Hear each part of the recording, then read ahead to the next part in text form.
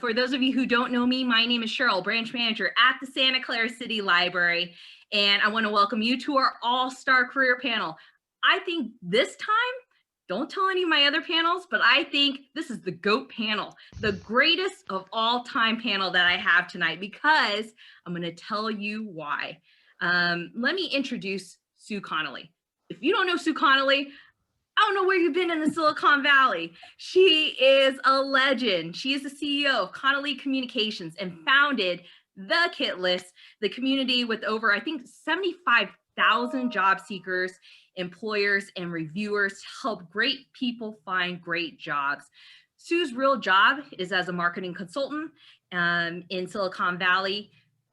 Her love of marketing led her to creating and teaching marketing and communication best practices webinars to help companies raise the bar of expertise within their own marketing teams. And again, to join the Kit List, we're going to put the information in the chat box again. Andy, if you can help me out with that, www.kitlist.org. That would be great. And I have Corey Hiramoto here. He is a Fortune 100 recruiter, and he also has a career coaching business, CareerShakers, as I was talking about. If you haven't been to YouTube, and oh, there you go, Corey. If you haven't been there, you definitely need to go watch the videos. He'll teach you everything, how to interview, resume tips. And if you missed him on Albert's List, he can be found every morning, every Monday night there, 6 to 7 o'clock, reviewing people's resumes. And hopefully he'll get to yours pretty soon. He has spoken at workshops, technology events, radio shows, and has a YouTube channel, as I mentioned, where he posts weekly career content, including Life Switch podcasts, where he interviews entrepreneurs and other professionals who have switched careers. And the man, the myth, the legend, Mr. Albert's here. He is the founder of Albert's Job List and Referrals. Since 2013, gosh, I'm so thrilled to have you here, Albert. And he has 45,000 subscribers connecting job seekers, recruiters, hiring managers, and service providers. He has driven over $5 million in salaries across the country, including hires at GoPro, Google, Cisco, Ingram Micro, and reduced the amount of job searches substantially. And what is a panel without my favorite Texans here? I've got Thor and Yash here. Thor is the partner and managing director of Lagome, an international consultancy focusing on human capital, change management, and organizational design. He has led talent acquisition, training, leadership development, and change management within multi-million-dollar organizations.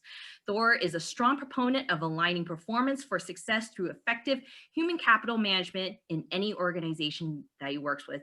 And last but not least, my OG, Yash is here.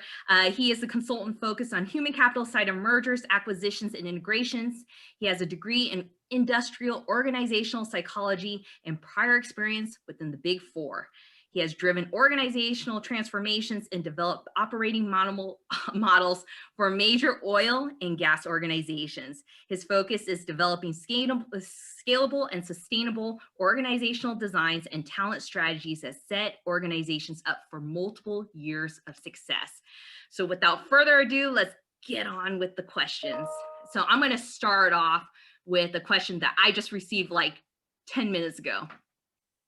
Any advice for generalists? And this one, I'm going to go to my OG Sue here. Any advice for generalists, those who have had a reasonable amount of success, but change industries a few times and don't have a large network within a specific industry to rely on for job hunting? Sue, do you have any advice for these generalists? Well, actually, the world needs generalists. I think the high degree of specificity people can get actually out of date if a technology changes from underneath them. So what you really want to do is say that you're focusing on the value you provide as a thinker, an innovator, someone who can look at the big picture and deliver.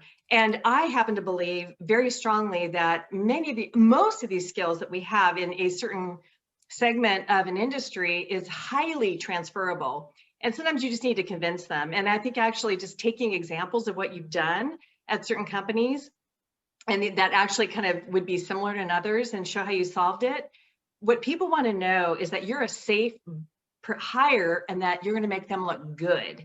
And in the meantime, as you change technologies, just sign up for professional organizations in that particular arena. Join professional organizations. You can do it virtually. So just get smarter on it and then just leverage what you already know and show how you're solving problems. And then I think you'll have a shoe in. Hey, Corey, I know you deal with a lot of generalists in your mock interviews with Albert. Do you have any advice for these generalists as well? And how, especially how to network here in Silicon Valley, where things are shelter in place, or as I like to call it, suffering in place. So I think if this is through the lens of how do you build a new network when you're trying to essentially change careers as a generalist, and for like folks who I've seen in generalist quote unquote backgrounds, I would consider our folks who have like project management experience, consultants, management consultants, also folks who come from like either like a sales or or what I would consider like an analyst background. Those I would consider also to be somewhat of generalist skill sets because those fields are so broad and wide, and there's many different types of analysts, there's different types of sales roles you could have. So if I'm thinking about someone in that space who wants to kind of pivot or change careers and transition, I echo a lot of what Sue talks about, but I think even more so like getting specific about networking, you should double down and focus on the people who can vouch for you first. This is a very, oh, okay, I'm reconnected. This is a very, I think, common misconception is that the first place you should go is LinkedIn and find people who have no idea who you are, send them messages, ask them for referrals and connections. I actually think that's the last place you should go. You should instead start with people who can talk about your work and vouch for you because they're going to be the biggest advocates for you, even if they're not in that space that you want to ultimately get to, because you need to think about how you're going to build this web of connections. And the best way to build a connection is through a referral or like someone who can basically endorse you. Because if you think about how most people approach networking or the job hunt is they'll message someone randomly on LinkedIn and they'll say, hey, I saw that you have a job posting X, Y, and Z company that you work at. Can you refer me? If the person is nice enough to say yes, they have no context of who you are as a person or as a candidate. So when they do refer you, yes, you will have a referral in the system, but they're going to be asked, right? Like, why should I hire Corey? Oh, I don't know. He messaged me on LinkedIn. Seems like a nice guy. He's got a great smile. That's not really ultimately going to help you. So instead, if you had a referral from someone who either worked with you or worked or knows how good you are at your job, or can say, you know, I know that Corey doesn't necessarily have X, Y, and Z background, but he's really, really smart. He was able to help my last company do X, Y, and Z problems. That's a very different type of conversation that you can have. So that's kind of like how I would approach it. And Cheryl, Yeah. I think this topic hits on one of the previous seminars or panels we did talking about the swing from a degree to certifications, that the more openness and specificity around certifications right now allows somebody with more of that general background to pivot and move between industries, careers, because they can strike on those certifications rather than having to go back and get a 2-year or 4-year degree to make that full transition. Okay, Yash, I think you were burning to say something, especially when we were talking about referrals. So I can kind of elaborate on that, but just to kind of set the stage first, I do think it's important to highlight those core competencies that Sue mentioned. So if you think about flexibility, adaptability, the idea that you can problem solve in multiple industries, stop thinking about being a generalist as a negative. That can be a huge positive at this point in time and can make you more qualified for jobs than someone who is specialized in a certain industry or field. When it comes to referrals, I know I love to talk about this because that's kind of been how I've grown in my career. It's been all about the referrals for that matter.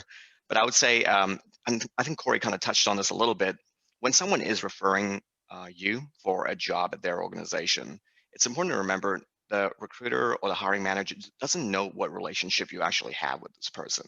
So while you might be referred, there's a couple of ways to approach that. One is, yeah, you know what? They don't know the positives or the negatives at that point in time. They don't know what the relationship is like or what the history is like. You could have known this person for 5 minutes, or you could have known this person for X amount of time. But if you can have someone vouch for you and vouch for the work that you've done, you've kind of got 2 check marks in one go. You've got an internal referral and with someone that is more than capable of vouching for your work. And that's a huge positive. Now, Albert, referrals. Albert's job list, big line, referrals. Albert, talk to me about referrals, please. Yeah, I mean, I think because, right, we have like 20 to 30 million people out of work right now. A referral is going to be your best way to get in because there are so many people applying to any job at once, thousands and thousands of applications, especially for the jobs that are really popular out there.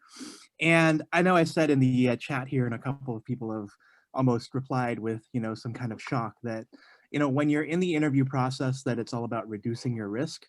A referral is kind of like that because they want to people who know people who do a good job and do good work are going to be seen a lot better than the stranger who walked through the door. So if you come through, you're seen as somebody who is well liked, who's competent, that increases your chances of coming through the door. And so you want to leverage people who you've had some kind of relationship with in the past, and even it could be something that you have something in common with them. So for example, I think one of the things that was always really cool from when I first started doing these mock interviews with Corey actually is that we're both Santa Clara University graduates. And so I know that's a point of reference that's important because we're able to relate to each other on the fact that we graduated from the same school. And for a lot of people, there are lots of things like that they can work off of, whether they went to the same church as somebody, whether they went to the same middle school, high school, college, if they like the same sports teams. Those are all points of reference that people can use to gain a referral and gain that level of common interest, common bond that you can use to get into your next job. Now, Sue, I want to circle back with you. KitList was founded on referrals. So what happens if you haven't been in touch with somebody in a long time? Like, let's say you worked with them. Like, for example, somebody found me. I was just telling the story. Like, we did the seminar like last week, I think, with Albert, and somebody got in touch with me. And I used to work with them when I was 14 years old at Mountain View Library. Like, how can I go back to him and ask him, like, hey, can you refer me to this other job? Is there a certain like time limit? What do you recommend? Well, one of the things I want to say, really, the foundation of everything is being a friend first. And Cheryl, because we've had some friend working events, but I call it friend working instead of networking. And that's in any outreach that you do with anybody, is lead with what you can do for them first. There are plenty of people that are kind of coming out, and I know at KitList events, you see people with a cloud over their head, and it's almost like alms for the poor, alms for the poor. I need a job. I need a job. That whole energy, you can turn it on its head and come with an attitude of giving first. And it's always fun if you hear from someone out of the blue, and there's a connection. But focus on how they are first. Right now with COVID, it's a perfect time to ask them how they're doing, how's their family, how are they faring? And you can ultimately get to what the ask is later on, but lead with generosity and your whole demeanor will change. And that's when the magic really starts to happen. So like with the KitList, I was just keeping in touch, which, there's no person named Kit, there's keep in touch. But with my friends at Silicon Graphics, when the G company, is in our original headquarters. So beware of companies that build big headquarters, because then they tank. But the most important thing is that I wanted to keep in touch with my friends, and I can't keep in touch with everybody. So even if I haven't talked to someone in a long time, someone's not going to go like, oh, it's been 3 years and 2 seconds. As long as you're open and giving, I think you can call anytime. But really, don't become someone who only takes. I think this is really, really important. If people only raise their hands if they need a job, and I know I will help anyone if I know they would turn around and help someone else. It's never tit for a tat. I don't expect anything from anyone for something I do for them. But if I know someone wouldn't turn around and help someone else, I'm not going to spend any time. So be a giver, and I think that's the key.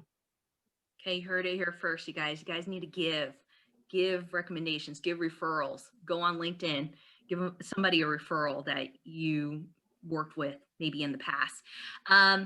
So I'm going to switch gears a little bit, and I'm going to go to Thor here.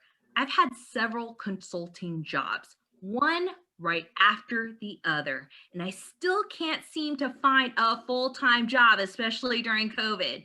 Do you have any tips? I mean, unfortunately, that may be the market you're in right now. When you look at companies trying to stay versatile and adapt as things, I mean, we were talking about it a couple of minutes ago before the panel started, just the fluctuations and what's going on with COVID and the city governments and things like that having to adapt. Organizations are having to adapt also. When you look at the quickest cost saving measure, it's labor to an organization. So you've got a lot of those temporary and contract jobs out there. You know, I know that's not the answer a lot of people may want to hear right now, but you're not alone. We've said this for, you know, panel after panel, people that are looking for jobs that are in a certain bucket. You're not the only one out there that is in this situation.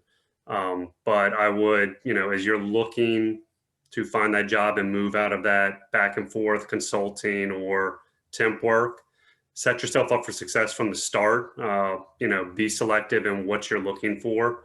Make it, you know, when you speak with a recruiter, ask those pointed questions. Hey, is this a permanent job? Is it a contract to hire job?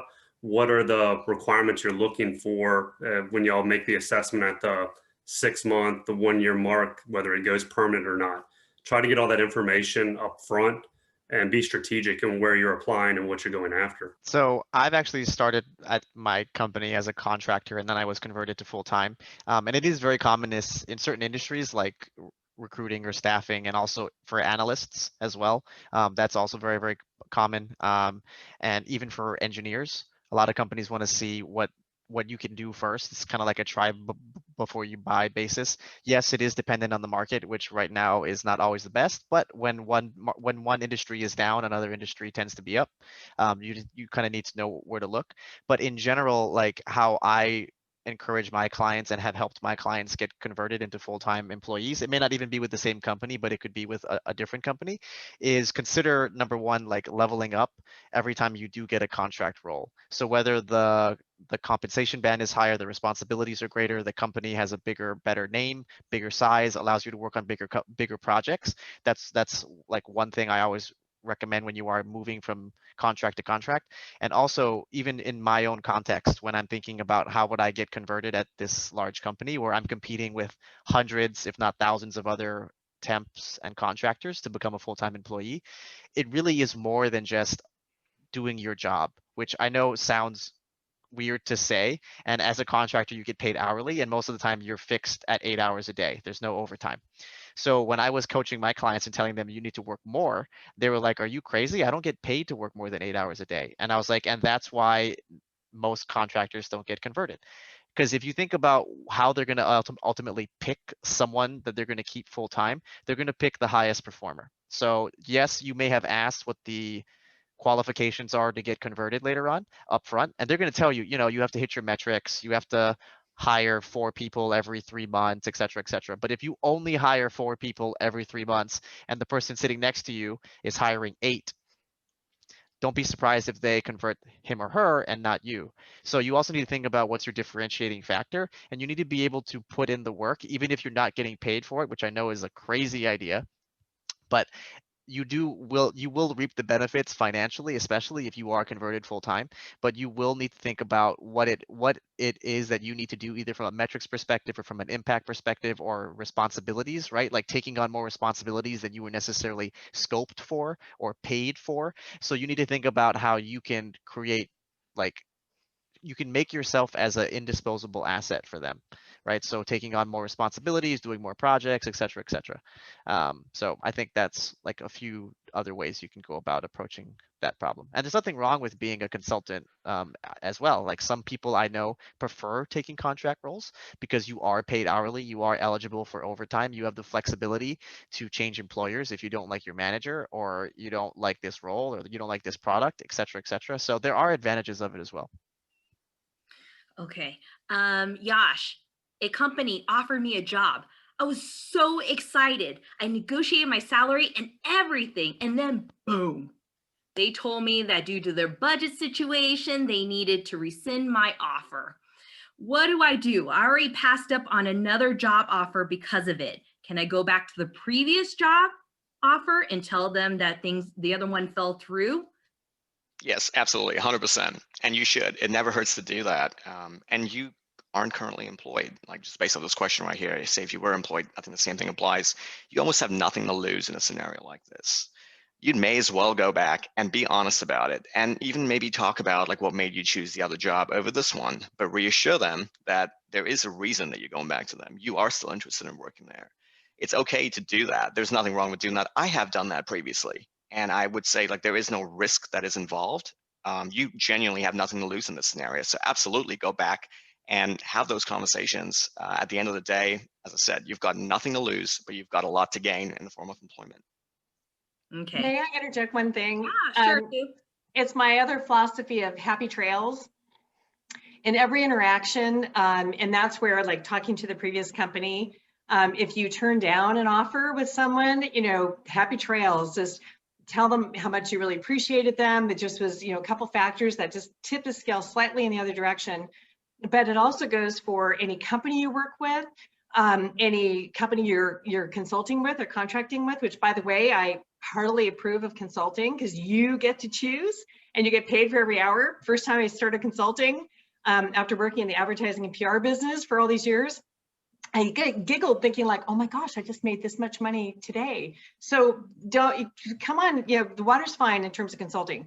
But going back to the happy trails, it's really important not to, especially on social media being so prevalent, always say good things about people, always leave people happy, keep your opinion to yourself. It really doesn't serve you unless it's a positive thing, because it's a very, very small world. And you just never know, that person you thought was a turkey in one company might have been a turkey because they're under a lot of pressure and they might become your best friend in another company. It's happened actually to me. I saw that with someone I thought was a turkey, but it's really nice. These days is boomerang employees, right? So you have and I know like for some of the workers that I work with for my day job, they used to work at the company before they went somewhere else, and then they followed a former boss back. And so those kinds of contacts and those kind of connections are really, really important. And I know that we're seeing a lot of questions here where people are afraid to network, people are apprehensive to it.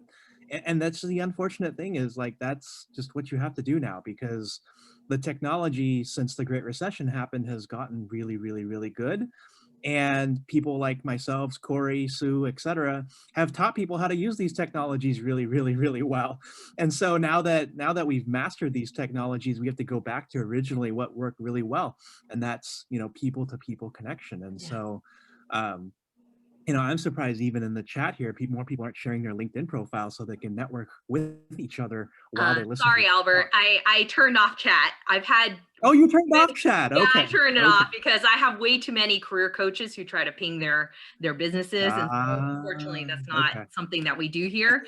So that's why I've had to turn it off. So I apologize, you guys. But maybe another day or another forum, we can have a more looser breakout room where we can do that kind of stuff. In that same vein, I just want to, what Sue was saying, take that same mantra when you're interviewing for a job and they ask you why you're leaving your current company. Never bash your current company. That is a quick way to shoot yourself in the foot. And like Sue said, it's a small world. You may come over, you may join this new company, something goes wrong and you try to go back to the other company and somebody talks to somebody and it's, oh, did you know why they left? This is what they told us in an interview. That's why they didn't want to be with you. And that's a quick way to do yourself in. So just a snippet, since we're on that topic. It's true. I actually was on an interview panel last week, and it happened where I knew somebody I was interviewing somebody and I knew them.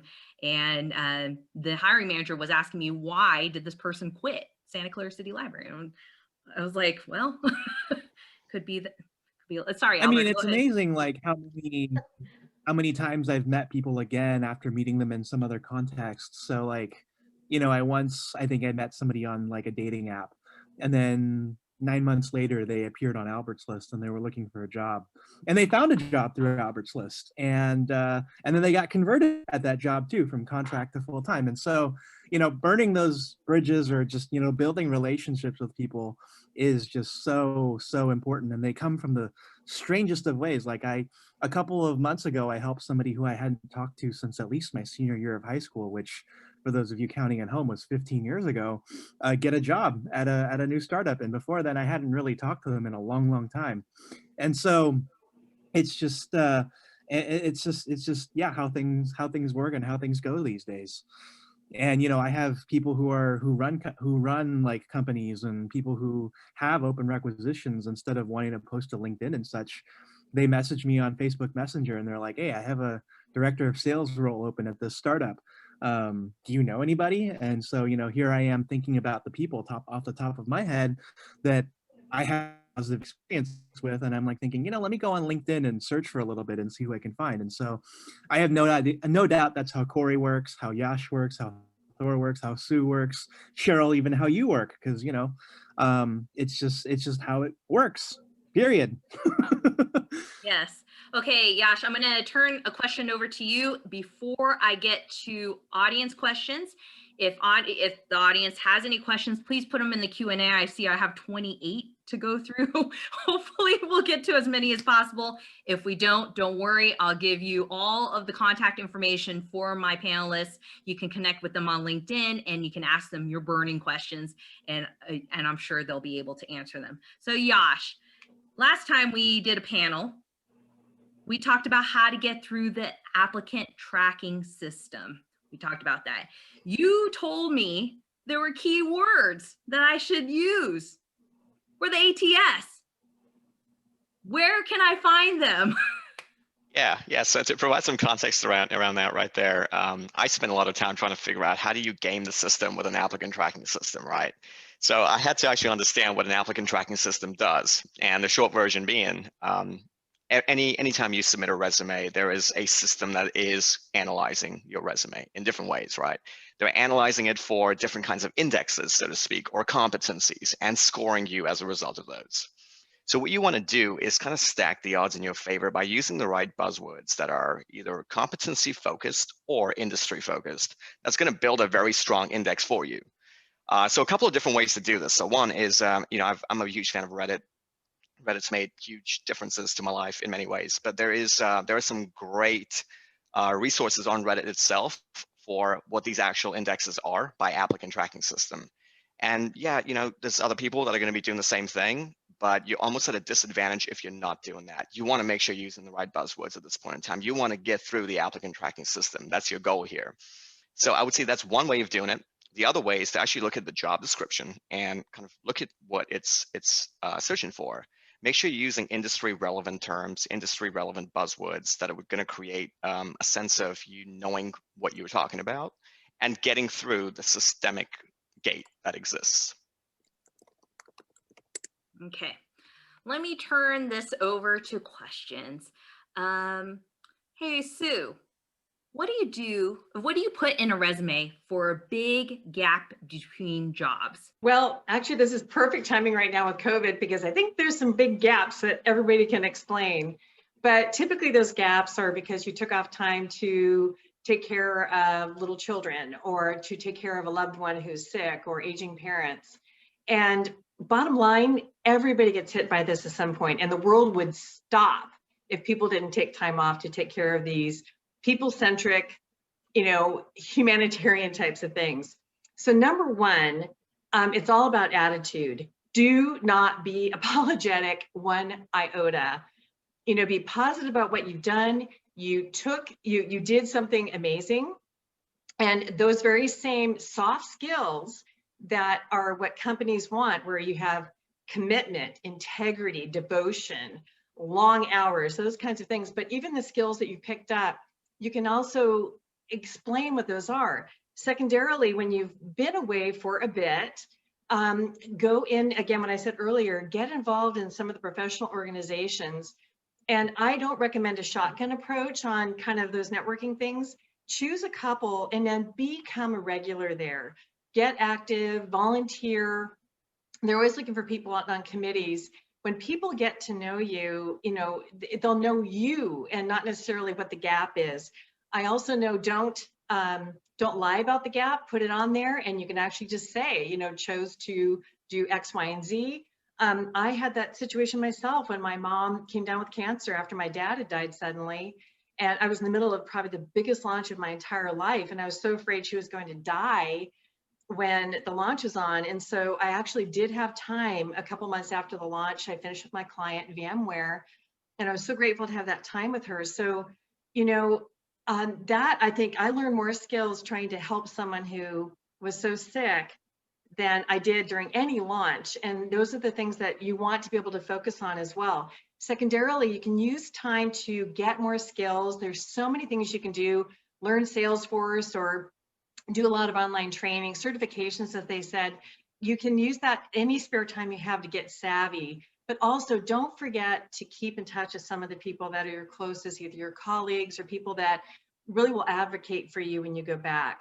So don't ever be ashamed of taking time off to do something so important, and know that chances are you're going to run across someone else who's done the same thing. And if a company, I was talking to a friend of mine this morning who helps a lot of women re-enter after being away from the market for a while.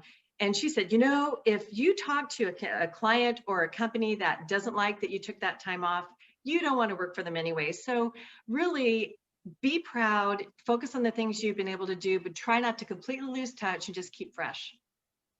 Okay, Albert, while networking is important, I'm new to the Bay Area. I got laid off in April because of COVID. I reached out to a few people I know here, but most of my career was on the East Coast. I'm sure others are in the same situation. I need a pathway to employment that does not involve networking or referrals. Do you have any tips? Yeah, you know, I think if it weren't that, then you reach out to, you go on LinkedIn and you hit up all the staffing agencies that are relevant to you. You hit up all the executive and like independent recruiters that are relevant to you, and you start setting up conversation after conversation, and hopefully that turns into something. Because I mean, one of the things is, right, that recruiters, especially of the independent and of the staffing agency variety, are paid if they place you. So if you want a very transactional relationship, that I think would be the best way to go if you're new in town and you need a job like yesterday. I would say that in terms of the kind of conversations you're going to have, they might feel a little bit soulless because all you're talking about is get me a job, and that's it. So you should definitely pair that up with networking within your own industry, getting to know people, and joining virtual events that pertain to your industry, wherever they may be. You can find them over Zoom, over Eventbrite. So ultimately, it should be a multi-pronged strategy. But ultimately, if all it is that you want is to not network and find that job, go hit up staffing agencies. Go find HR people or people who are incentivized to hire you, and you can probably get some pretty good results from that. Hey, Corey, what do you do to enter the job market after you've taken a break from working? How does one get in? I haven't worked in tech in over 10 years. It's very similar to how Sue answered the question earlier. I would echo all of that. I think some of the common misconceptions or I guess mistakes that I've seen from certain clients is trying to go back at the same level and title that you left, depending on how far removed you have been from the space. I would unfortunately advise you to target probably a level lower than the one that you left, just depending on how long you've been out of work, just because it's difficult to come in at the same level if you've been out of touch with both technology and the industry and certain trends and the market, etc. So that's one thing, is like your job selection. I would say that's one thing I would really focus on as well. And it's okay to take one step back to do two steps forward, honestly. And if you are taking a role at a quote unquote lower level, if you truly are really good at your job, like you'll be able to like do it in half the time as someone else. So you'll easily be identified as a rock star and a high performer, and then you could easily be promoted or progress back to the level that you were at before you had taken a break. And then other things that I would recommend too is you need to be able to show that you're willing to put in the work and you are showing your excitement to re-enter the workforce. And that's more than just saying like, look, I used to do this 10 years ago. I'm super smart, like hire me. Like these are all of my accomplishments 10 years ago, right? Those are great, but you're going to want to show them that you're also doing things or have done things to keep up with the current times and skill sets. So that's why a lot of people like to do those boot camps and things like that, just because it's a nice way to literally show them, look, I am serious about re-entering the workforce. These are the new skills that I've been able to learn while I've been taking a break, taking care of family, et cetera, et cetera. And it shows them that you're taking the commitment to actually invest in yourself and be qualified to again enter the workforce. So it's showing, not just telling, is the other major difference that has really helped a lot of the people I work with. Okay, Thor, what are your recommendations for entry-level people looking for jobs? I feel like all companies like to work with the experience, especially at this time in a pandemic, which affects the market hugely. I think there's multiple approaches. One, I know, and I'm sure we're going to get into LinkedIn profiles and making sure, that's 100% complete. A stellar resume. Yash mentioned it earlier, key buzzwords and things like that to get noticed. But I think that's a slight misconception, at least with, individuals I've spoken to around the experience, that there are a lot of organizations out there that are hungry for young, um, different thinking individuals to come in and shake things up. When you talk about stagnant organizations and, looking to evolve, they're looking for people with opposing views, somebody that's going to think out of the box, somebody that's not okay with the status quo, that may be able to give us an outside perspective. So I would say networking is going to be number one. We've talked about that on here. One thing I would say is when you network, especially on LinkedIn, don't just do the blind connect with somebody and leave it at that. Send a personalized message. It goes back to what Sue said a little while ago, scratching my back, I'll scratch your back. Let them know why you're connecting with them. Give them a little bit about you. Hey, I'm fresh out of school. I'm looking to get in the industry. You look like you've got an extensive background. I'd love to hear a little bit more of how you got into it. Start that repertoire, that friendship back and forth, because that's going to go a long way. But networking, work with a resume writer. You may have what you think is a decent resume, but put it in the hands of somebody that knows what they're doing. They can clean it up. They can put those buzzwords. They can make it more attractive. And just start putting yourself out there. Don't be scared to ask for an opportunity. Yash mentioned it earlier. I mean, some situations you're in, what's the worst thing you're going to get? No, that's the same situation you're in now. So don't be afraid to put yourself out there, be humble, and go get what you want. And by the way, oh, go ahead, Sue. I just want to add to that. My dad, you started off in the life insurance business, which is, turned into financial business later on. But he said that, there's that phrase, the harder I work, the luckier I get. And I think that what Thor is saying, it really is talking to a lot of people, because you never know. I mean, if you hang everything on one relationship, that's never going to do it. But remember, if you're just fresh out of school, you've got all of your other classmates that you can now link up with on LinkedIn, and they get hired someplace else and they bring you in. You have a much better network, even being fresh out of school, than you could possibly imagine. Plus your family members, your parents, other people can do, like even doing informational interviews and just trying to get an insight into, like, how would you approach, how would you recommend someone approach the job by talking to someone. And always write a thank you when you talk to someone. Again, when you're doing a LinkedIn invitation, always personalize it. Whenever someone does something for you, a call or whatever, say thank you, follow up with them, let them know if they got a job. That helps the person who's investing time in you. And also be, have that strong work ethic. Whether you're, someone who has like 20 years plus, I hear from recruiters all the time that people put in the resume, 20 plus years of experience, and they expect that people want to hire them because of that. It's like, no, they want to know, what kind of problems can you solve? Are you going to be someone they can depend on? Are you loyal? Are you in? And, not to be entitled, regardless of age. They're entitled people who are, boomers. So, it's just really, it's having that connection. But most important, people will hire someone that they want to work with. And so, so that a lot of times they will choose someone where you're a better chemistry fit than someone who might have everything down the line on the resume. But the main thing is they need to know that you'll be someone that will help them succeed in that, and they won't have to carry you, that they can trust you. And I think that will take you through a whole bunch. And Okay. Cheryl, I don't want to stay too long on the topic. I think everyone's done a super good job. For those folks who are interested and like want to know if I don't have a lot of experience or if I'm a student or I just graduated, what are easy entry level jobs that I can get that would translate over into corporate roles like sales, marketing, finance, accounting, etc. I do have can I share this presentation and then we can put it out later? But Albert and I put together this like how to get a job or internship for college grads, and I put together this little, I don't know what you want to call it. It's a visual diagram, I guess, a list of like easy to quote unquote access jobs that will give you tangible, relevant work experience so you can apply for these entry level roles with experience. So for example, right, like you could do some multi-level marketing for like an Amway or like a Melaleuca or something like that to get sales experience and then apply for sales roles later on.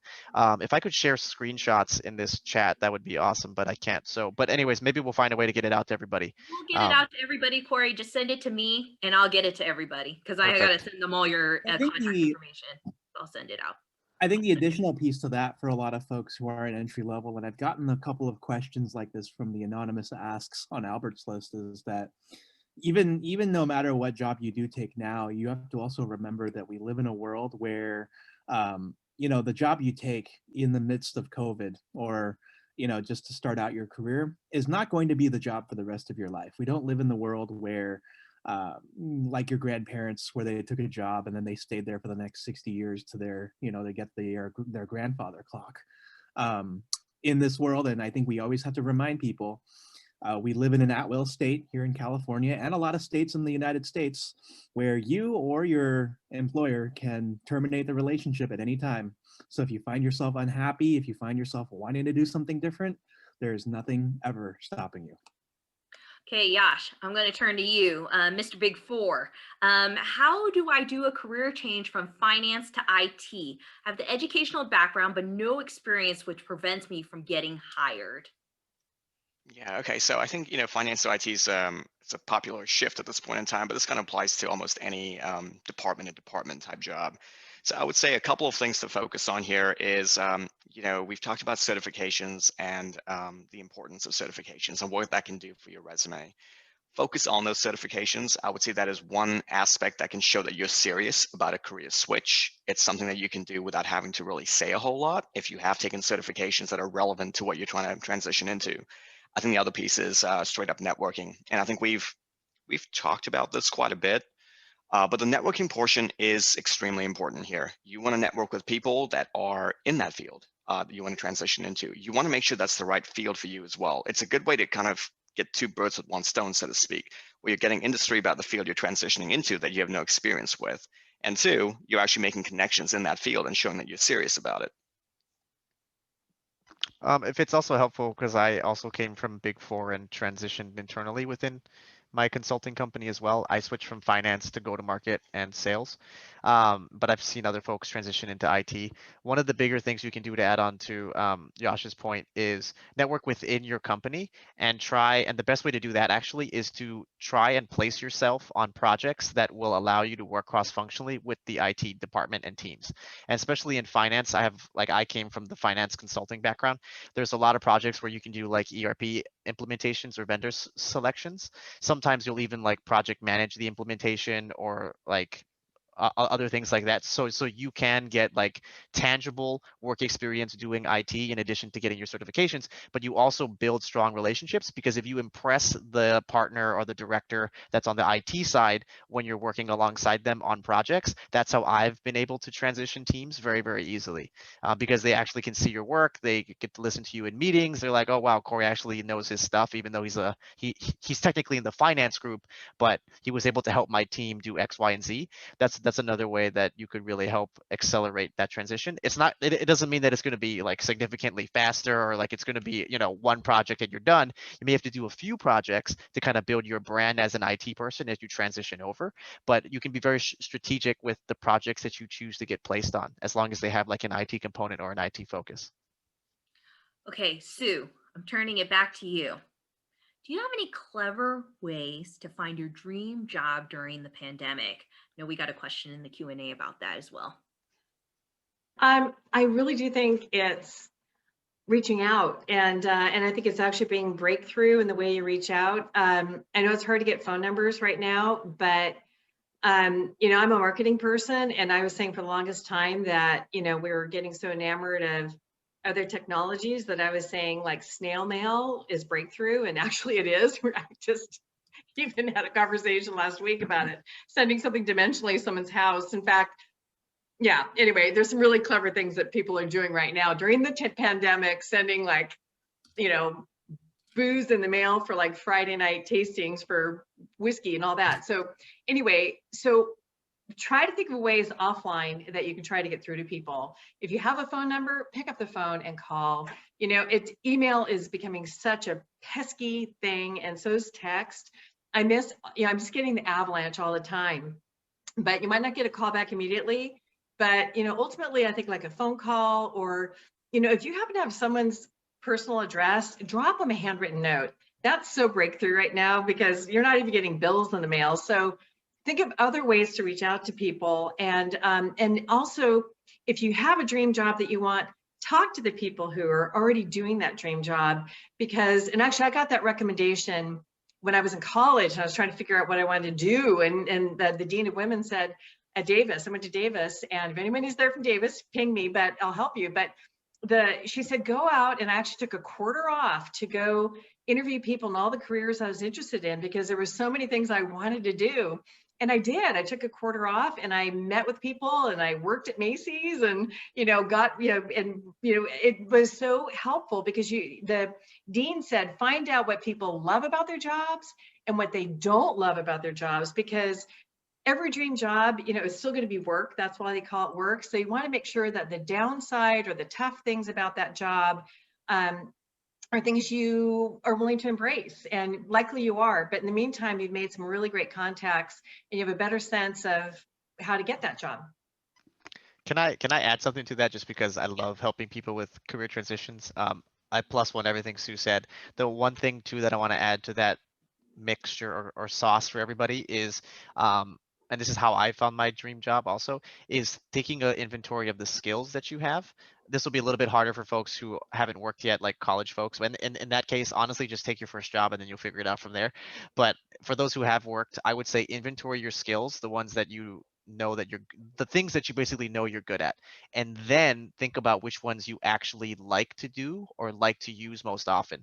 Just because you're good at something doesn't mean you enjoy it. I fell into that trap when I picked my college major, and then I fell into that trap when I picked my first job, because I was like, I'm good at numbers and finance, etc., etc.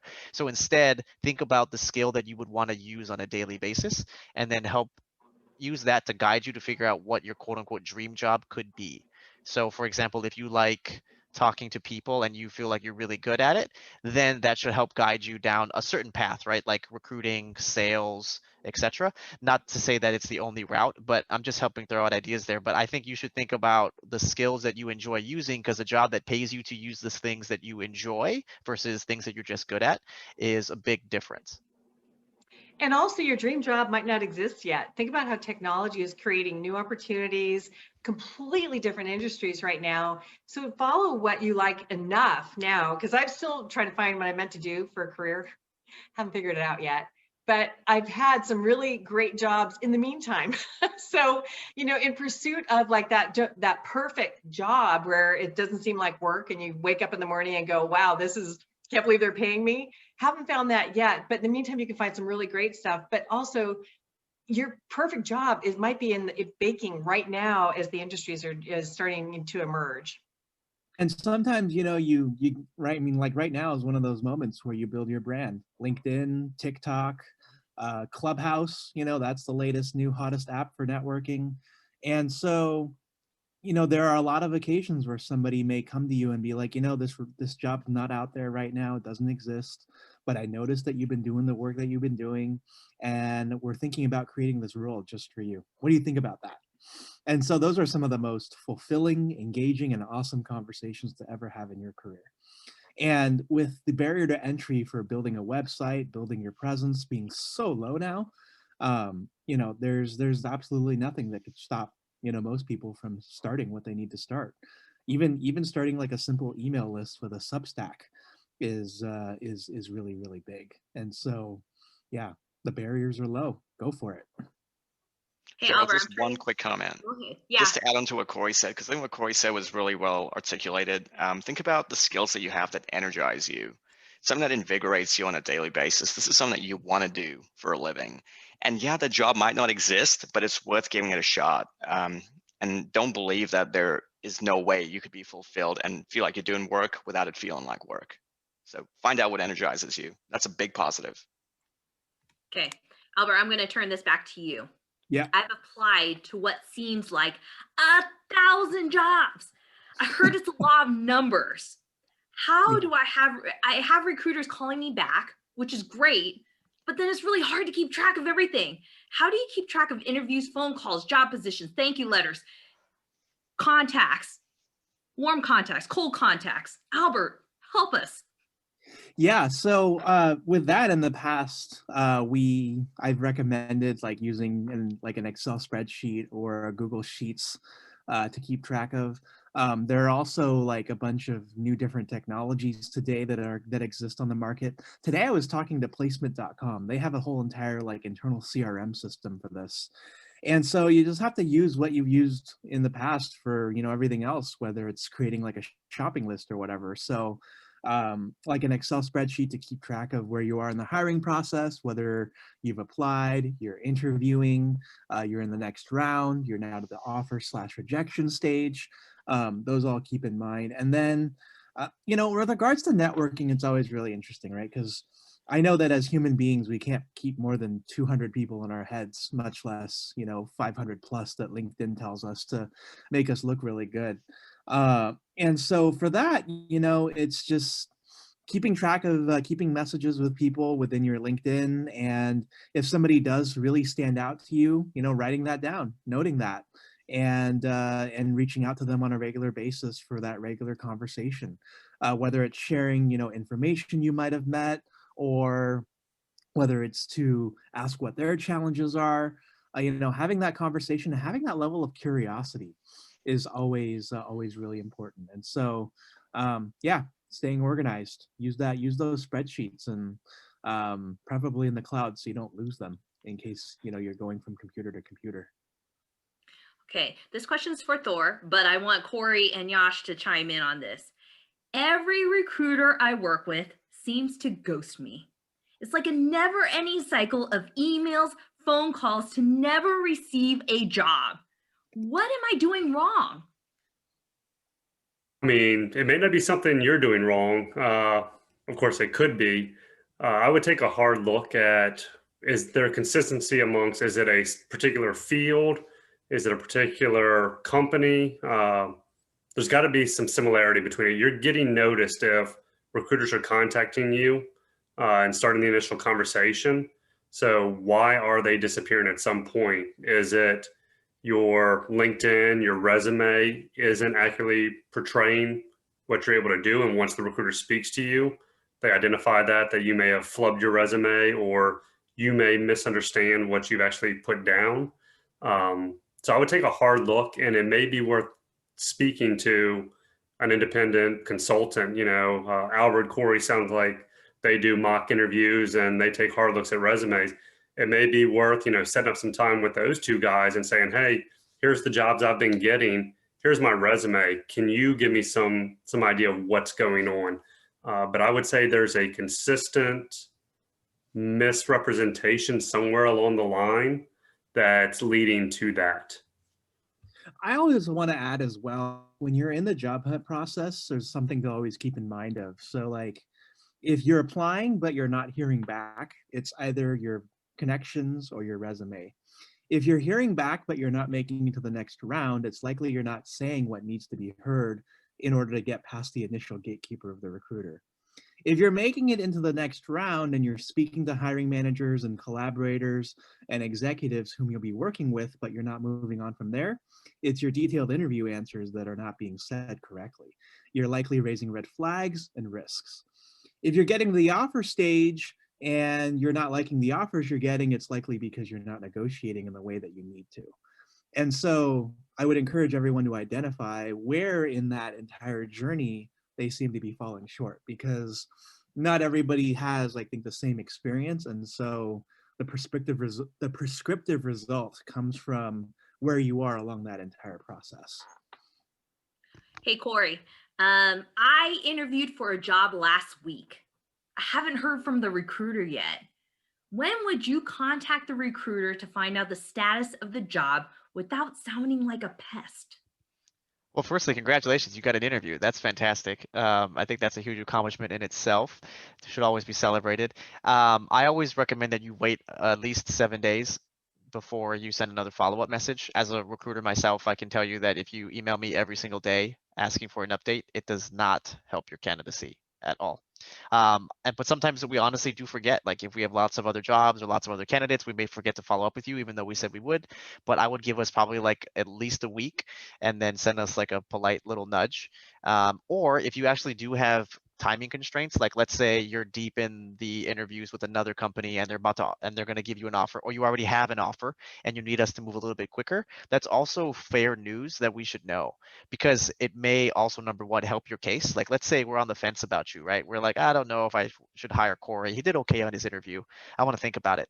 But then if I hear, oh, Corey's got an offer from my biggest competitor, oh, well, maybe we should have Corey interview one more time, because obviously some other company thinks that there's potential that Corey has that has a similar hiring bar as us that we should probably consider. So that's one thing that can help you. And also it will encourage them to move things faster as well. Like if you do have an offer in hand that expires at the end of next week, you should let your recruiter know, like, hey, FYI, super excited about your company, really excited about the job. I met the team.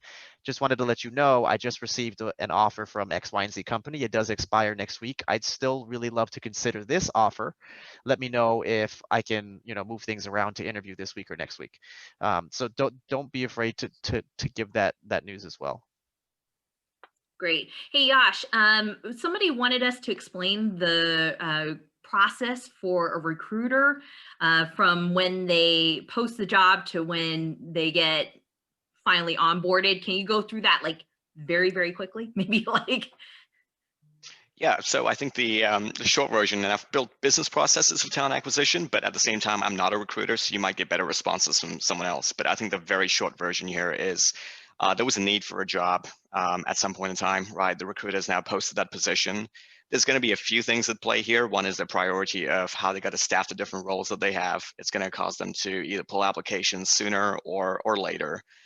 Depending on the value of the role that it's going to bring to the organization, it could kind of change in priority. But at the end of the day, they're going to be prioritizing the roles that they need to fill. They are going to be reviewing the applications. And I would say step number one is always going to be reviewing the resume and sharing that with the right hiring manager or the people that are going to be hiring, and seeing if they would be a match on paper. Next step from then on is going to be the entire interview process. And I think I'll stop there instead of going into every single detail about what the applicant tracking system will do. I think that's going to be kind of the overall process, and I think the intent of the question. Is that fair, Cheryl? Yeah. Yeah. Hey, Sue, got a question for you. Do any of the panelists believe that it's worth it for those not adept at networking to follow a hiring manager and HR folks and selectively comment or share posts, therefore adding value, establishing an online presence, and that'll get you noticed? Actually, that was one of the things I was going to recommend, is being active on LinkedIn and providing value, or when you're actually in the interview process and following up with the recruiter or the hiring manager, rather than just simply following up, serve up an article that you thought was relevant and that would be helpful that you dug up. And so again, just keep providing value. But I want to go back to what Albert was saying about when you're interviewing and where you might actually getting just getting detached from the train. His points are excellent based on, kind of knowing where you need to do your skills. But right now, since interviewing is exclusively online, I think it's really important to practice with someone else to see how your video presence is. I mean, we all see people where they're talking like that, but making sure you got your lighting, but also that you can practice and do like some rounds of, question and answer and try to get your answers out quickly and succinctly. But so I would really say choose a couple really trusted friends and practice like crazy, and you'll get really, really good at it. So that's why I just want to kind of add to what Albert was saying, you know, get agile in video right now. And then in terms of, you know, you're not stalking anybody if you're following them, or if you are, in fact, people appreciate it. And if you forward something on and share it with your network, that's only good. I mean, just don't be facetious about it, but I mean, just do it with real value. And I think that you can get on people's radar screen and they'll pay attention. Okay, I'm going to go into a little bit about workplace dynamics. Albert, how do you survive a micromanager? Oh my. I think you set expectations and you make sure that you really understand what it is that they want from you, and you learn how to be a mindful communicator where you know exactly what they want, you repeat it back to them, you demonstrate a level of active listening. And I think the second piece is you really reflect on whether you want to work for a micromanager or not. I know it's tough right now in the midst of this pandemic and the recession that's kind of joined it. And so, but you still deserve to keep your sanity, whether, you know, you're working away from home or you're working in an office still. And so those would be my two, I think, ways of looking at, you know, whether of where you're going with that. So I personally prefer not to work for a micromanager, and those generally don't end up well for me. And so definitely understand your own value and what you bring to work, and that if something like being independent is something that is of high value to you, truly evaluate whether you want to stay in that job or not. Hey, Yash, can you talk a little bit about ageism and the best approach to combat it, other than the obvious come around as old answers, especially if you're in the workplace with a bunch of younger folks?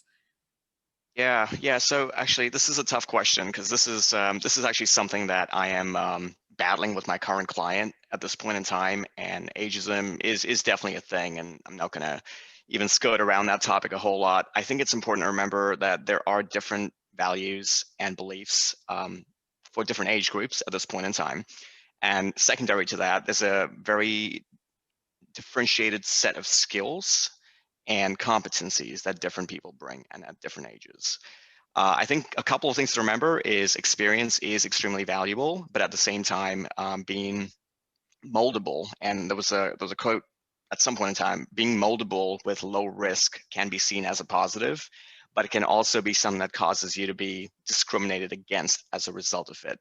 So there's two extreme ends in the spectrum, and we can kind of talk about what those are. But at the end of the day, like combating ageism in the workplace, you've got to be conscious about it yourself. You've got to make sure you're not doing it. If you don't want other people doing it to you, don't do it to anyone else. And I think the other component to it is realize the value that someone can bring. Someone that's younger than you, they do bring a certain amount of value to your organization. They're not just out to get you or get your job, but it is something that is going to be considered. And it is one of those unconscious biases that does exist in the workplace. It's just something that you've got to deal with. And you've got to do your part to make sure it doesn't impact either your employment or someone else's employment. Okay, Corey. Can I just add something to that? So Yeah, go for it. also to kind of help combat a bit of ageism, there's some clever things you can do with your resume so that you don't, you know, necessarily need to say that you've been working for like 30 or 40 years. You may want to consider only highlighting the more relevant or recent experience that is tied to the role itself. You don't have to write everything out.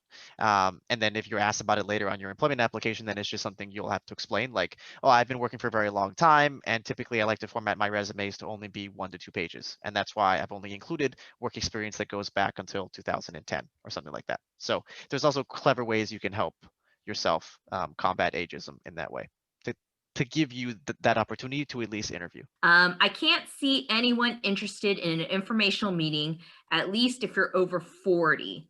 I barely get anyone to respond on LinkedIn. So I think they might be responding to you said, oh yeah, you should get informational interviews. So can they do something in the message that would kind of prong somebody to give them an informational interview? Well, I do think it's the approach that because when you're asking for informational interview, when someone is busy, it is an ask of their time, which is kind of a precious commodity. So I do think that it might be crafting the ask in such a way. If it's just a generic thing that you're sending off to a bunch of people, or is it something you're really making specific to the person, that you're very interested in what they've done, you're in your message to them, you're referencing specific things that you see about them. And I think that in most cases, people will, and if you make the ask very small, you know, I've had people say, oh, can you mentor me? Can you do this or do that? And, you know, I'd love to, but I don't have the time. And if you make the ask very, very simple, just say, you know, I'd really appreciate like a 5 or 10 minute call where I can just ask you a couple things about X, Y, and Z. And they might just reply by email instead, or, you know, but make the ask light, make the burden light, and then keep trying, because eventually you will get through to different people. I think that when you're saying 40 years old, you know, that's kind of putting a limit on yourself. People don't necessarily know how old you are anyway, and you might just want to make sure you change your photo to maybe be a professional one, or, you know, one that's more flattering, because sometimes a LinkedIn photo is an unnecessary sync to someone, you know, and that's where it's good to have a friend take a look at your LinkedIn, or have like one of our many experts here take a look. As there might be a couple gotchas in your resume, your LinkedIn, your approach, that is getting you that you don't even realize. Okay. I also want to add to that when it comes to making those asks, you also want to give the person who you're requesting from an out. So give them 20 minutes. You tell them that that you appreciate their time, and you understand that, you know, they might be busy, they may not be able to meet. And so you really put it delicately, and it's not so much you begging them to talk, but rather hopefully they meet you in the middle somewhere. And again, right, it's using those similar relatabilities to help build that rapport. Similar school, sports team, elementary school, middle school, high school, similar company that you used to work at. Leverage all of those to your advantage. People like that semi-warm introduction where there's that similarity. They like to relate to each other, and so leverage that level of psychology to make sure that, you know, people will see that, and then that will also increase the chances of them responding too. And always follow up with a thank you. And then, you know, really, that's so key. It's kind of like your mother always making you write a thank you note. That's so key, because people are taking precious time out to invest in you, but then they don't know you. And if you're not asking them to send a, you know, bar of gold bullion, a simple thank you will take you a million miles. And also with that thank you, always say, I'd be delighted to return the favor, or what can I do to help, you know, with any connections or anything you possibly need. You know, always make a thank you and an offer of help in some way. That is so true, Sue, because I was on that interview panel and I knew somebody on that interview panel, and they didn't even send me a thank you note. And I'm like, I worked with you for 2 years and you're not going to send, you know, my email just is thank you. Would be really easy. Thor, I'm going to go back to you. I have a lot of older recruiter connections on LinkedIn. How can they be leveraged for help? Should I purge the list if they haven't had much activity? So I think it goes back to, I don't know if it was Albert or Corey had mentioned earlier, is staying active. So how long has it been since you talked to these recruiters? I mean, I'm not saying you should go and delete them, because you never know when they're searching through their list of potential candidates. They're on LinkedIn, they're doing a search. And if you've ever done a search on LinkedIn, it'll populate your first connections, second connections, third connection. There's an algorithm behind the search. So I wouldn't necessarily recommend purging, but you also want to stay active in their mind. So there's never a bad time to reach out and check in. Hey, how's things going? Want to let you know I'm still in the market, or I'm currently in transition. Here's what I'm looking to accomplish. Ask for an opportunity to speak with them. Say, hey, I'd love to, you know, spend 5 minutes just talking through what I'm looking to get out of reconnecting, and what you may have on your plate, or what kind of jobs you're seeing in the industry. Flattery will get you everywhere with a recruiter. So don't, same thing I mentioned earlier, when you're connecting with somebody at an organization and trying to get a referral or whatnot, put a personalized message in that connection request and say, hey, again, I see you've been in the industry for 10 years. You've been with company X for 5. I'd love to get some perspective on, what you've done in your career to get where you are. And that's a great way to make that connection. And just like Sue said a minute ago about writing a thank you note, I will tell you that flattery or, going that above and beyond, being more personalized in any connection or any communication you have with somebody. If I've interviewed somebody and it's 3 or 4 days in and I've got a thank you from one person and the other 3 I haven't, I'm likely going to go and say, hey, I want to take an additional, interview with that one that responded back to me because they went above and beyond. They did what they had to do to stand out. Okay, Corey, it has occurred to me many times. I have gone through several rounds of interviews and become the finalist for a position, usually among 2 to 3 candidates. However, I'm always second best. It could be my interview skills. Do you have any suggestions? You interview tons of people every Monday, 6 to 7 o'clock on Albert's List. Great You got plug. any suggestions? Great plug. Yes, it Thank is you. unfortunately your interview skills. If you make it that far, it's no longer about resume, it's no longer about references, it's no longer about this person had X more years of experience than you and that's why they got picked. That's what the recruiter will tell you because we can't really share real feedback, but it ultimately does come down to your interview performance. The biggest mistakes I've seen here is answer selection. So making sure that you're sharing the appropriate example from your work history or work experience that matches both the problem itself or the question, but also highlights your differentiating skill set. So that's one major problem I've seen a lot of people do is you'll either pick a very powerful example, but it's not really related to the question itself, or you'll share a really weak example that doesn't have a very good result, but it does answer the question. So some of that does come honestly with experience, right? Because if you've worked longer, you will have more powerful, impressive projects to share, but it doesn't necessarily need to be the only reason why you have multiple examples to go through. Another common thing or another problem I've seen for folks getting rejected at finalist stages is also it's more about your enthusiasm for the company and your body language than other things.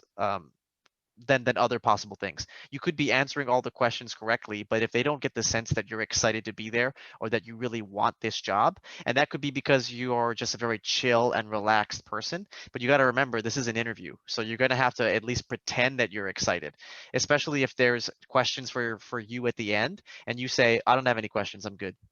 You may have crushed that interview, but they're like, you don't have any questions? Like, don't you want to know what kind of job you're going to get? Or like, and it also gives you an opportunity to show your research that you've learned about the company. So, and you're going to want to, if there's like why do you want to work here? Your answer could be perfect. But if you're like, I'm really excited about working here. I think I'm very qualified. I'm able to do X, Y, and Z. I would love to have a huge impact at your company. They're not going to pick you, unfortunately, because they'd much rather hire someone who may not have answered the question as well as you, but at least is excited to be there. So those are like 2 of the 5 major areas I've seen, but I would start with those. Yeah, Corey hit the nail on the head with the do you have any questions for me question at the end of an interview. And if you say, no, I'm good, or even if you say, oh, well, I had some, but you've answered them along the way, that is a huge turnoff to a lot of recruiters or, hiring managers. They want you to interact. They want to hear something. And even if you don't have any questions, there is something that was said along that interview that you can hone in on and you can show the interviewer or the interviewer that you were paying attention and you were invested in this hour they just spent with you. Don't end it with, no, I don't have any questions, I'm good. That's a sure way to kill the deal right there. I do have a question. Go ahead. This is one that this is not my one, but I've heard it and I want to share it. That you just say, yes, I have a question. If I get this job, which I would love, tell me what success in this job looks like 6 months down the line or a year down the line. Tell me what are the things that you would expect from me or you would see from me that would mean that this is just a really successful fit. And I know from hanging out on these mock interviews with Corey since last March that I know one of the things that I think is also and maybe we would have mentioned it or not one way or another, I put it in caps lock in the chat, is that so many job seekers sell themselves short. I did a whole entire presentation on this. And I think there's a lot of us who have done amazing things. We've had a lot of experience, and we're not looking back on our resume to pick out the wonderful things that we've done in our lives. And selling ourselves short, I think, is the number one way that so many of us just sit at home in quiet desperation, because we're hoping that somebody else will notice, but we ourselves have to notice first. And so do a practice interview with somebody, have somebody take a look at your resume. And we all spend so much time in our own heads and our own careers that we forget what we did was really, really cool. And so having somebody else take that third party look can sometimes just shift that balance in a way that we haven't been able to see in a while. So then, Yash, do you ask the question, or do you make a statement about yourself at the end that says, I am the best candidate for this position because of X, Y, and Z? Or do you ask the question? I think it can depend. It can depend on the situation that you're in. However, I think you do both. I think you should absolutely ask questions. I don't want to discount that at all. I think stating why you might be a good candidate for it, if the moment is right, is appropriate. But as a general rule, absolutely ask questions. Make sure you get answers that you actually want, but you actually ask questions that show that you're interested in the company, you know what you're looking for, and you want more answers from them. So I think you absolutely want to ask questions. And just to kind of chime in a little bit on the previous question that was asked, and I think Corey answered that question really well. The crux being it's your interviewing that is potentially giving you that second place most times. I think someone had given me this advice for not closing an interview or trying to get a job, but more so making a sale as a consultant to different companies and different clients. And it was, you want to be someone that they're going to grab a beer with. You want to be someone that they trust. They want to hang out with you. You may be completely equal to another consulting company, but you as a person, if at that point in time, you are someone that they want to grab a beer with and hang out with outside of this environment, that is going to be a positive. And I think something very similar applies when you're interviewing. You want to be able to go one step ahead and be that person that they want to hang out with. You are lowering your risk by doing that, and you're genuinely developing a relationship that you wouldn't have developed previously. People want that. Okay, I'm going to I got like 11 minutes left, and I have 75 questions. It's a good and bad thing. So for those of you guys who have been on my panel before, you all know what I like to do. I like to do my favorite thing. If you watch Jim Cramer on Mad Money, I love to do the lightning round, where I just fire away. I ask a whole bunch of questions, and my panelists will only get one sentence to answer them in. So panelists, help me out. Hey, good luck. In 10 minutes. I'm really looking I'm forward trying to this. 75 questions. So I'm trying to. Okay, Albert, we'll start with you. Okay. Is an email thank you acceptable? Absolutely, always. Hey, Yash, does anybody read cover letters anymore? If a cover letter isn't required for the application, should you submit one anyway? Wow, I get like varying opinions from everybody. Look, if it's absolutely required, 100%, yeah, do it, no matter what. And it's a good way of explaining a story that your resume doesn't cover. That's always the advice that I give. However, they're not as important as they used to be. Once again, my 2 cents. I don't know. Anybody differ from that? I never read a cover letter. When it counts, it really counts. So, have a good, quick little form letter that you can customize, but get the darn thing done. We hate doing them, of course, right? But there are times when that might be the defining factor for you to get that meeting. Okay, Corey, is JobScan a good website for helping people keyword matching? Man, is it good? I honestly think you're better off just like reading the job description and then putting the keywords in your resume. Okay, in one sentence, this is going to be really hard. Hey, Albert, can you talk a little bit about the hidden job market? Really? In one sentence. It exists. Go find it and meet people and network. Done. Okay, cool. Sorry. I always want to say, Marissa Marsala did a webinar for me back in October on this. I almost say you should go talk to her. She could tell you about it too. Talk to Yeah. Marissa. Talk to Marissa. Yeah. Talk to Marissa. Or have her do another webinar for me. We can do that too. Okay. Hey, Sue, what about a bad boss within that company? But What what if about you were them? dismissed and you can cite a difference of opinions? I would just, you don't even talk about it. Just say you're looking for a new opportunity to really put your passions to the greatest, greatest purpose. Don't ever say, I mean, no matter how bad it was, just don't even mention it. Really, just talk about what the future you want to create and how you're going to solve problems for the new company and how you'll be really fun to work with. Again, have a beer. It's the chemistry, and also people will hire people who are going to make their lives easier and that they'll trust. Okay, let's try to condense this. 71 questions. Got So many. 71 questions. 71 questions. Okay, Thor, any suggestions for someone who's over 50 years old that has had only 2 jobs to make their resume more marketable?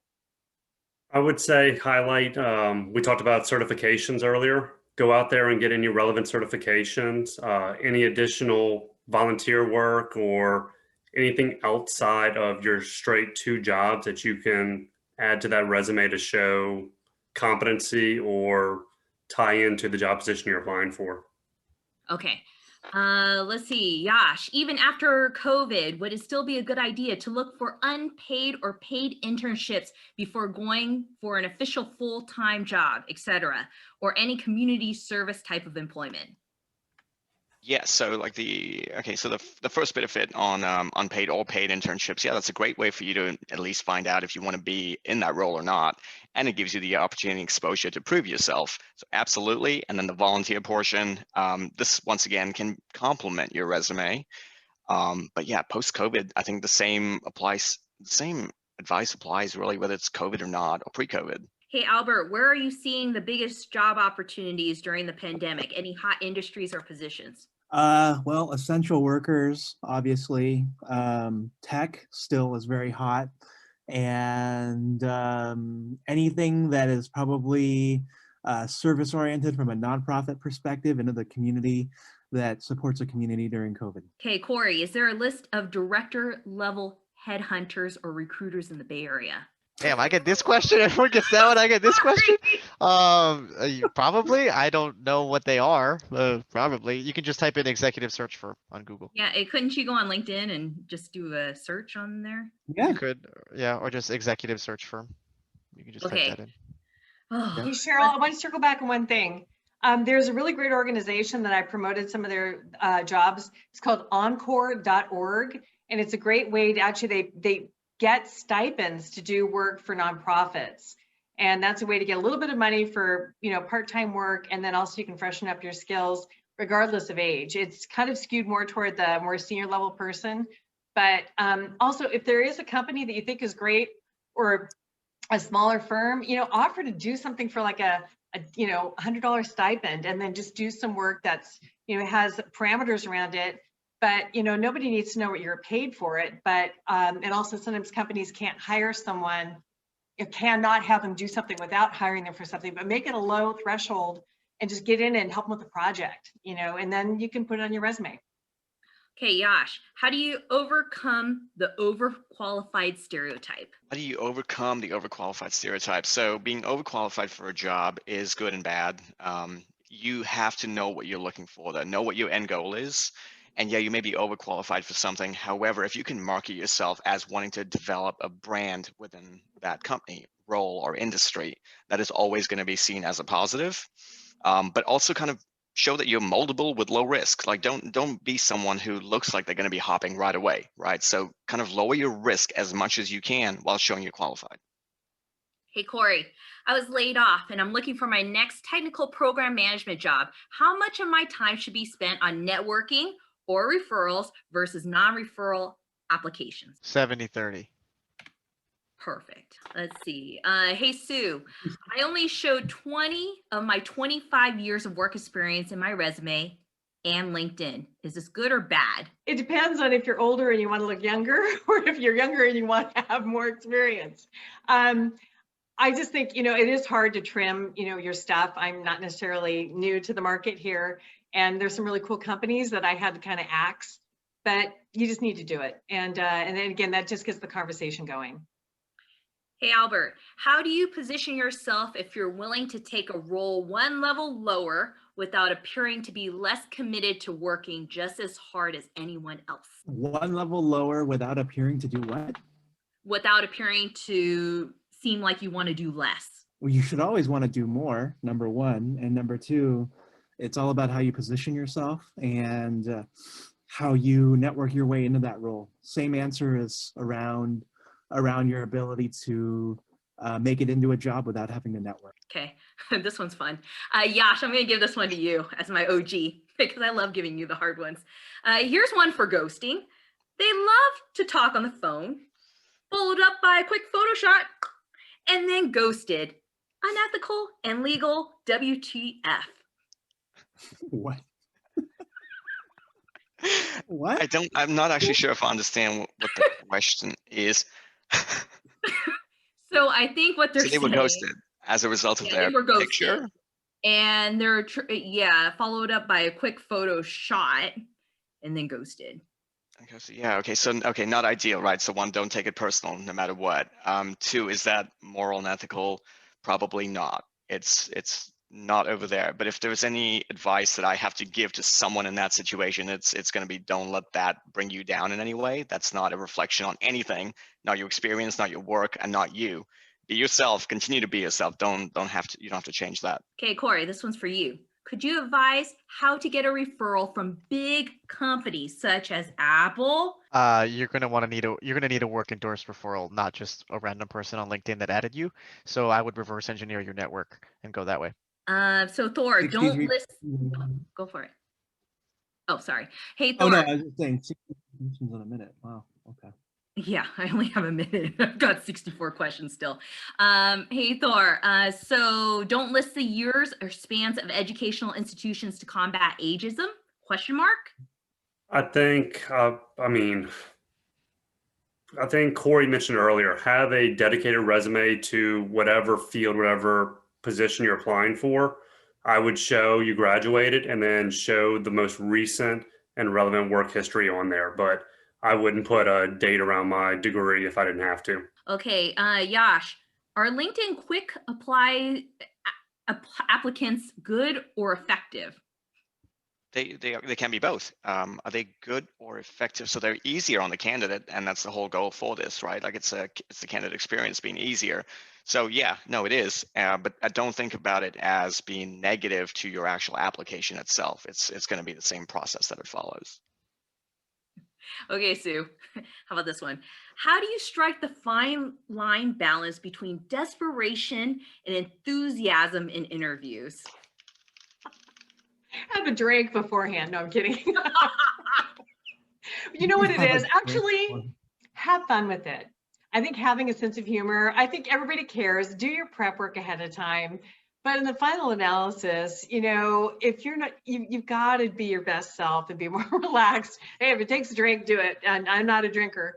But no, but I really mean that, you know, just take a deep breath. I always tell people, like, do your homework and then just let it go. And when you're ready to do that phone call and really just be willing to laugh at yourself and just to be able to bring up a little bit of humor, but that gets you more natural. And again, life's too short. You're going to find a great job somehow. And if you don't get the one that you're going for, there's a reason for it in the long term. And you'll find out later on. You'll actually will find out later on, and you'll be so glad you didn't get it. Okay, can I squeeze 5 more minutes for my panelists because I've got like 62 questions. I'll stay until the very end. Just ask. Okay. Let's go. Okay. Too. Thank you. If you guys need to go, I apologize. Thank you so much. But let's see. Hey, Corey, since you're still here, when doing virtual interviews, do you need to look directly in the camera or is the screen okay? Try to make eye contact where possible, but you don't. Yeah, I would balance both. Hey, oh, there's Sue. Hey, Yash, how to answer illegal questions during the interview? Probably the person's referring to probably salary questions, like what was your last salary, which is obviously, well, in California, it's super illegal. Yeah, okay, so I do think that varies by state, but how to answer illegal questions, and if it's specifically salary focused, I think that can be a intended objective from your end. You can talk about what you would expect in your next role, right? You can kind of pivot the conversation to be that way. But look, if there's someone that's constantly pushing, there might be more legal advice that can be given around the subject than anything I'm going to be able to provide. Okay, hey, Thor, applying randomly through LinkedIn job posts, any hope in the world of hearing back? I mean, you're going to have the same percentage as if you apply directly to the website or whatnot. So if you see something out there that is of interest, I encourage you to apply. Hey, Albert, I know you talked about this on Tuesday's presentation, so I'm going to give this one to you. Is showing only one company in your resume with varying roles from entry to senior roles a bad thing? From one company, from entry. I mean, it depends on how you format it. So if you have one company as a major title with all of the other roles as your bottom subtitles, that's generally the way to go, especially if you're looking at maybe as somebody who's done multiple contracts there, or if you've done multiple full-time roles there. That's how you stay organized. I think that was the longest run-on sentence ever, but I'll take it. Okay. Hey, Sue, is it possible to pivot and change careers in Silicon Valley? How can it be done without knowing someone from the inside? I know this is hard to answer in one sentence. I'm sorry. For example, how does an educator translate their skills from a new job career so that recruiters can actually respond and don't pigeonhole you? I would say go around recruiters. Sorry, all the recruiters who are there, but it's really going to be someone personally vouching for you. And so just pick up the phone, pick up, your contacts, and just reach out and talk to people. That's the only way, really. ATS systems are going to shoot you out. A recruiter isn't willing to spend time. Most, you've got to actually go way around the system. And also, this is a run-on sentence, but when you see a job on LinkedIn, apply, but remember, you've got to go through multiple ways of doing it. See who you know in the company, go through that way, go see if you know another person in the company, because that one person might say they'd refer you and not have the time, even though they have the desire. So you need to do a multi-pronged effect for that one job if it's something you want. Okay, Cora, I'm giving this one to you. This one's a dissertation a little bit, so I apologize. Although I spent 20 years in tech, I'm woefully unemployed for the past 7 years. I want to regain somewhat of what I used to enjoy as a well-paid, well-respected tech worker, but I have fears about not being able to catch up, not being able to keep up, so much so that has stopped me from even beginning to search for something better. What would you recommend for someone in my situation? I'm late 50s and have a lot of different skills, from programming to management to consulting. How do I regain confidence in my abilities? How do I address unemployment on my resume during interviews? Hopefully, to the person who asked that, hopefully I did it justice. Definitely did it justice. Man, this is this is speed round. Update the resume. Focus on the most relevant work experience for the jobs that you want, though. Yours is different because you have a lot of skill sets. So it's not just recent, but the relevant ones that you want to apply for. How do you gain confidence? I think you can gain confidence by doing the role itself. So I would encourage you to work as like a consultant, maybe, either paid or unpaid. Do some projects, knock it out of the park, get your sea legs back, and then get back in the workforce. It'll also help you rebuild up your resume because you need to show them that you're serious about re-entering the workforce, not just like sitting at home, taking classes, not watching Netflix. Thank you, Corey. That was really good. Albert, here's another one. I have diligently and successfully worked to create inclusive organizations that can speak to and demonstrate actions taken to implement fair pay for equal work environments, creating accepting environments, and more. What advice do you have for Gen X white male with 20 years of strategic operational HR experience being asked about what they've done to promote DEI in the workplace, diversity, inclusion, equity and inclusion. equity. Sorry, in the workplace. Well, What kind first, of answer resonates?